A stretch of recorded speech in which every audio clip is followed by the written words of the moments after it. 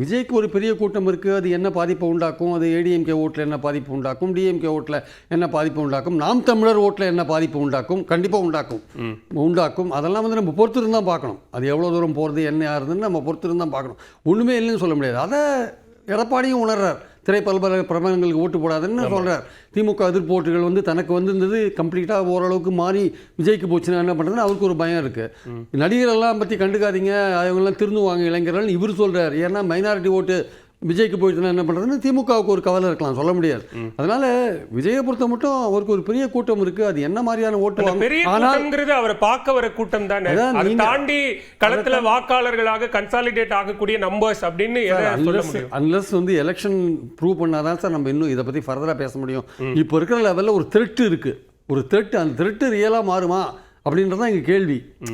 ஆனால் அதுக்கேற்றபடி விஜய் தன்னை தயார் பண்ணிக்கிறாரான்றது இன்னொரு கேள்வி இருக்குது. அவர் போகிற பிரச்சாரம்லாம் பார்த்தீங்கன்னா இன்றைக்கி கடலூர் ரத்து, நாளைக்கு வந்து கும்மிடி பூண்டி ரத்துன்னு அவர் திட்டமிட்டபடி கூட போக மாட்டேன்றார். சில ஏரியாக்களில் அவருடைய பொம்மையை வச்சு பிரச்சாரம் பண்ணுறதா ஒரு தகவல் இருக்குது. உண்மையாக போயே தெரியாது. அவருடைய கட் அவுட்டை வச்சு வேட்பாளர்கள் ஊர்வலம் இருக்காங்கன்னு வருது. அவர் வேட்பாளர் பரப்புரைக்கு போய் பேசவே இல்லை, காரைக்குடியில் போய் பேசவே இல்லை. மற்ற ஊரில் கம்பேர் பண்ணும்போது காரைக்குடியில் அவருக்கு வந்த கூட்டங்கள் ரொம்ப குறைவாக தான் நான் பார்க்குறேன். ஆக்சுவலாக வந்து நமக்கு பார்க்கும்போதே தெரியுது.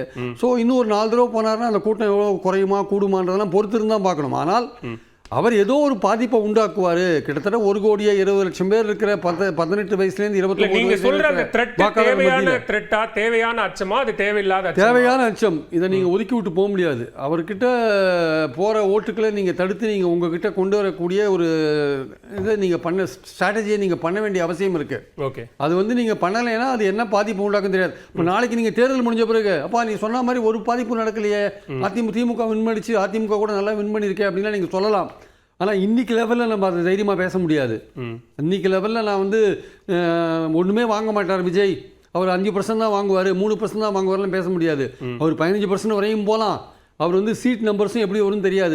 ஒரு சீட்டும் வாங்கலாம், அவர் 30 சீட்டும் வாங்கலாம். அவர் ஏதோ ஒரு டேமேஜை யாருக்கோ பண்ண போகிறார். அவருக்கு தனக்கு தானே கூட டேமேஜ் பண்ணிக்கலாம், சொல்ல முடியாது.